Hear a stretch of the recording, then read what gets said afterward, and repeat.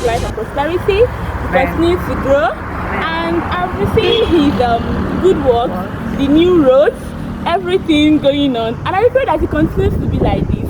And this office he is now will not end his life. He's going to, after this tenure, he's going to have another tenure. I want to use this opportunity to acknowledge the effort of this new Vice-Chancellor, who has taken it upon himself to see that this school is revived. I learned that he made a statement that there is nothing to celebrate about Founders Day if the university looks nasty.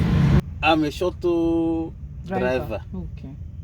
Eprem Gaguga VC no in board na Aurora. Chugu Gologon and Arisike, Yarishike na Arushike. Amen. So the building he did over there, the works he has been doing over that road heading to like. He has been doing a good job.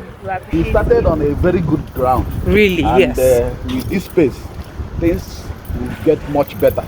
Thank you. So we are celebrating 100 days in office of our Vice-Chancellor, the 16th Vice-Chancellor of University of Nigeria, Nsukka. Awesome. All right. So thank you. You're a staff in Works Department? Yeah, I'm a deputy director with Works Department, the electrical section. I'm in charge of generation and all borehole in the university. Okay. I want to use this opportunity to acknowledge the effort of this new Vice-Chancellor, who has taken it upon himself to see that this school is revived. Okay, hi, good morning.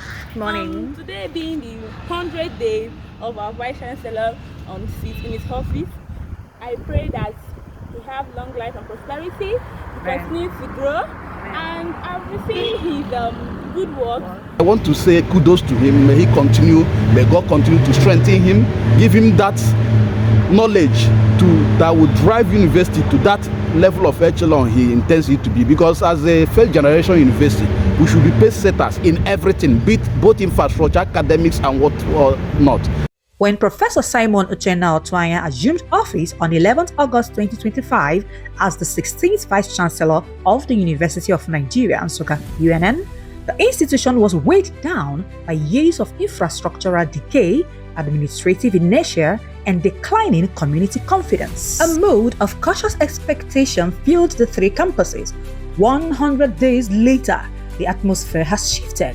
The question across lecture halls, laboratories, and offices is no longer if change will come, but how far it can go. Professor Ortuanya's earliest moves targeted the university deteriorating physical environment.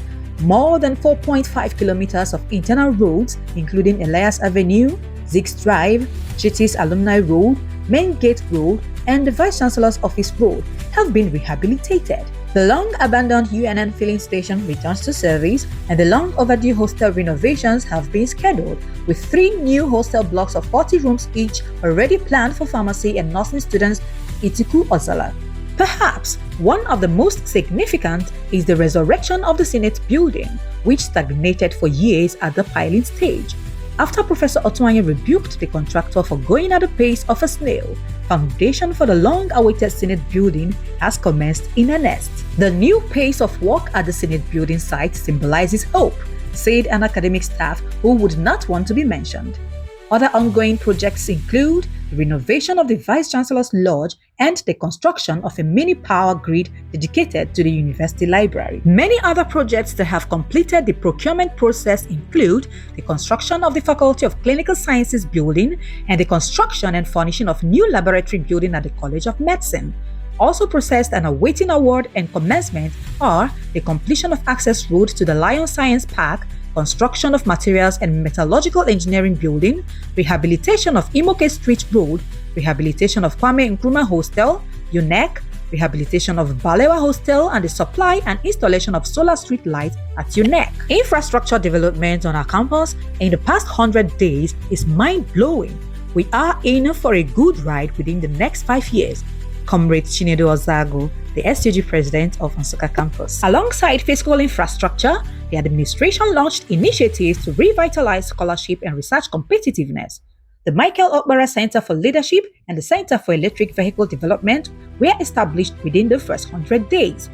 To improve the university's performance in global rankings, experts from Times Higher Education and other international resource persons were invited to train academic staff on enhancing research visibility and impact. Staff morale received a major boost with the ongoing clearance of all pending appraisals and promotions, which is expected to elevate hundreds of staff members. 2 new directorates, the Housing and Accommodation Directorate and the Community Relations Directorate, were also created to address long-standing challenges in staff housing and town-gown relations. One of the administration's most unifying gestures was resolving the conflict between the legislative and executive arms of the Students' Union government, paving the way for the lifting of the ban on SUG activities at the Nsukka campus. Students said that the lifting of the ban restored their sense of belonging and representation. Governance reform has been another defining feature of Ortuanya's first 100 days. New or updated policies were introduced in public-private partnerships, public information and communications, whistleblowing, environmental management, ICT, and research administration. The policies represent a practical approach to institutional reforms. Most of them are ready, while a few others are at the final stages of completion, said Professor Nemeka Chukwone, the chairman, System Policy Alignment Reforms Committee, which is charged with the responsibilities of coordinating other policy committees. Security restructuring was swift. New leadership was appointed for the security department at Nsukka campus. Modern response equipment was procured, including motorbikes for swift emergency responses. A comprehensive security staff audit was conducted to ascertain the manpower needs of the security unit.